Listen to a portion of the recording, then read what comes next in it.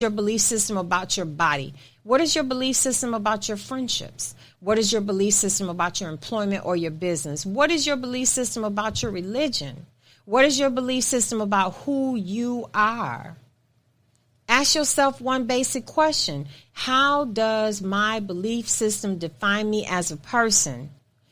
Are these beliefs holding me back or pushing me forward?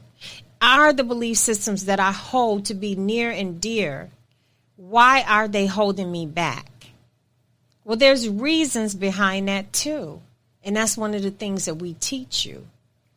Only you know the answer to these questions, but our job is to dig in and pull them out and help you see them, because you will feel it in your gut. You'll feel it in the pit of your stomach, because these are powerful questions of discovery of self and self-discovery. These are basic questions on paper, but mentally, they are oh so powerful. And when you start doing the worksheets and you look at what it all looks like, what all of it actually looks like, then you see the roadmap to what you've been doing to yourself, how you repeat things, how you do one thing is how you do everything. Then you'll actually look at this. And there's a science to that too. And I'm going to talk about it in a little bit. I think we're going deep today. Why? Because many of us are struggling all over the world. We need something and someone to pick us up, push us up, pull us forward to what we believe in that was never possible or attainable. Anything is possible if you have the tools and the equipment to achieve what you need. Let's talk about journaling. Journaling is a powerful tool. I've gone back and read some of my journals, my writing at some low points in my life and some high points in my life. And I can see beyond a shadow of a doubt how my transformation process has come along. And not only that, how I'm continuing to grow. Growth is one of the best things that we can achieve in life. You hear people say, well, I met with so-and-so and so, and we all went to school together, and we did this, but I don't know what happened to this person. I'm telling you, everybody else did this, and they did that. And then when I seen that person, it was just, they were left back in time. They weren't left in time. They just didn't grow. They didn't get left anywhere. They left themselves. That's what happened. That's what happened. And sometimes people need tools. Sometimes people need help. But for those who want the help and will use the tools may have a different outcome. Their outcome could be much different. Okay, now, I know some of you may be asking, what the heck is journaling? Why is this woman going all over the place with us? Because these are techniques that you need for success. Journaling has everything to do with this. And wait until I break journaling down. Journaling has got to do with anything writing in a book. Well, it's a little more. I know you said, what does writing in a book have to do with me being successful? Well, it's a little bit more than that. Okay? And so we're getting into the SSSS, subconscious signaling systems of success. Our subconscious mind absorbs so much information and ideas, much of which doesn't even pass through the conscious mind, making it a great resource when it comes to getting ideas down on paper or on a screen. Also, writing allows you to reach your subconscious emotions and thoughts and take you to the deepest places of who you are and bringing them back out again for you to understand yourself even more than what you already do or don't. Okay? Remember what I said, even more than you already do or already don't understand yourself. Because I remember there were some low points in my life, and I was writing something out, and I was outside, and I was looking at these leaves falling off the tree. And these leaves looked like a pattern of my life. And I could see every pattern in one way or another. I was really, really relating these leaves to parts of my life. And then I started writing in a journal, and it started talking about leaves. It started talking about leaves in life. It started talking about the leaves wilting in life. And I knew how I was feeling at that point. But to go and see where you've come from, to see where you went to, takes you to many layers of who you are as a person. And for you not to forget where you came from. Because many times we become successful, we become arrogant, we become hard to get along with, we become hard to be around people, and we lose our humility because we're only after one thing at this point, which is success. But many people don't understand that's just one part of who you are. There's many layers of who you are. Success can't be the only thing you're after in life. You have to have balance, period. You must create balance. For instance, you're on this kick and you want to get success. You want to be successful.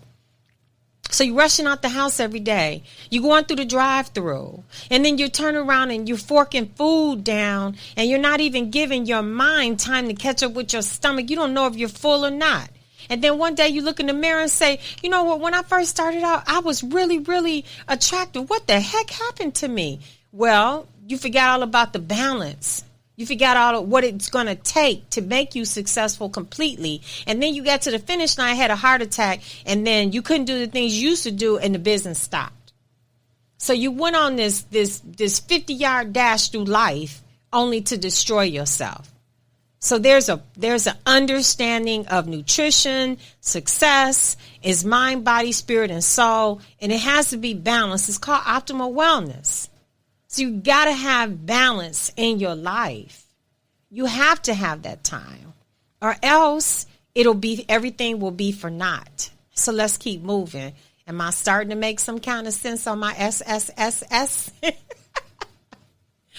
One of the ways in journaling to deal with overwhelming emotion is to find a healthy way to express yourself. This makes a journal a helpful tool in managing your mental health. Journaling can help you manage anxiety, reduce stress, cope with depression. Journaling also helps you control symptoms and improve your mood by helping you prioritize problems, fears, and concerns. Tracking any symptoms day to day so that you can recognize triggers in your body and learn a better way to control them. Providing an opportunity for positive self-talk and identifying negative thoughts and behaviors. And not only that, when you're journaling as well, something that you thought about this morning, you may not remember it later that day. And it could be a very important, intricate thing that you wanted to actually introduce to your business. But because you never write anything down, it's only what you can remember. So the business can only grow as big as you think.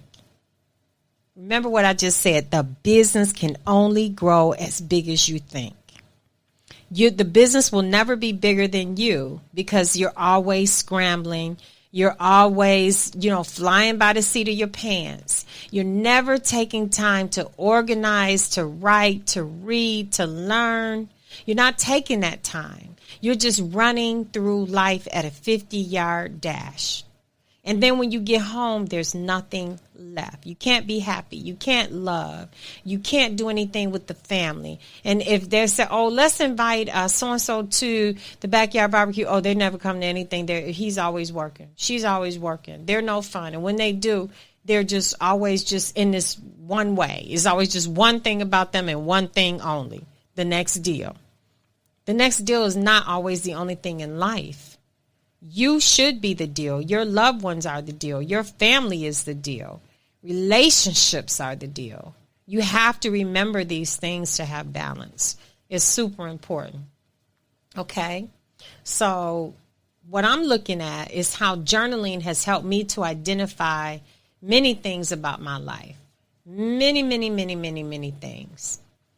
And so when I looked at journaling, it helped me to do one seriously positive thing, which was reframing my thought processes. Reframing is another powerful technique for transformation, and it definitely should be in your transformational toolbox.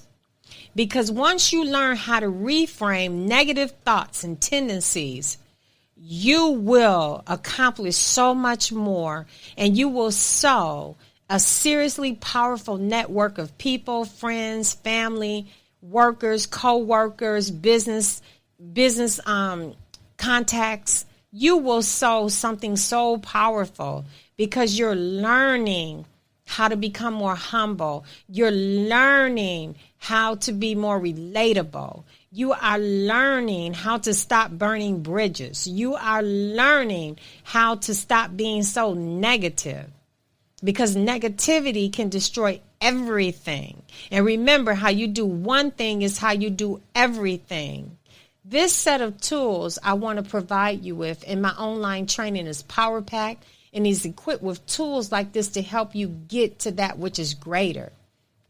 Journaling, downloadable planners, downloadable worksheets to do the work and engage with me so you can see how you are acting through life, so that you can see what you're doing, so that you can take a look and you can observe yourself. You can see yourself in all actuality of who you are.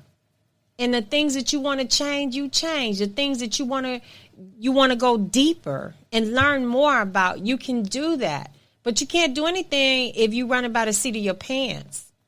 This system is power packed with modules, and you can reach me for support. Just put a question in there and I'll answer you.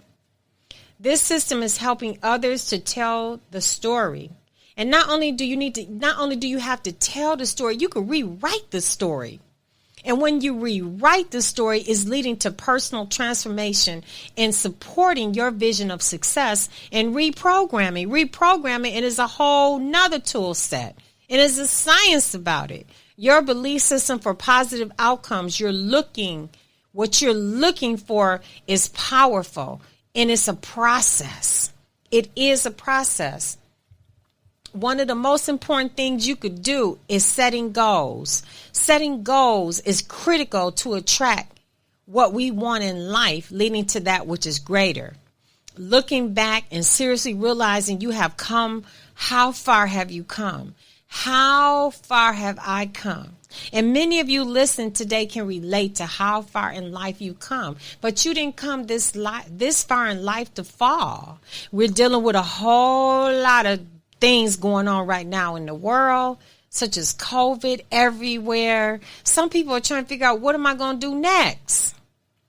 Well, have you ever thought of reinventing yourself? Have you ever thought of pivoting? Have you ever thought of change? Have you ever thought of dusting your dreams off that you put in the closet and taking the cobwebs off and getting started? I'm telling you, dramatic moments in life will make you change some things around. And it's always been there inside of you this whole time. This whole time. It just needs to be unleashed. Who you really are waiting to come out. The best part of you. The best you. Okay, so let me give you a story. Let's look at Don. Okay, Don, he wasn't a bit on the wild side. He was wild. He's always partying, almost always smoking weed, drinking. When the weekend hit, he was always in the club partying, always up in the women's faces. This was a way of life for him. And he thought that this was life. Go to work, come home, go to the club, put some nice clothes on, put some cologne on, take a shower, get your hair cut, get you something to drink, and go to the club and boogie, party down and figure out who you're going to talk to new. Okay, so one day he met a beautiful woman, different from the rest. She wasn't obtainable to him. Now you got to really listen to this story because it's true and it's good. She was not obtainable to him. He had to work to get her attention or even have a conversation. Almost everybody he knew hated her because they just simply did. They just looked at her and just felt like, well, I believe this about her, so it has to be true. That was their belief system. He never knew, really, she was not playing hard to get. She had come out of a series of bad relationships. She was trying to discover why she was always ending up with the same type of relationship, going nowhere, the same type of guy. So this time, she said, she decided to listen to herself instead of what she wanted emotionally to pacify her emotions. Of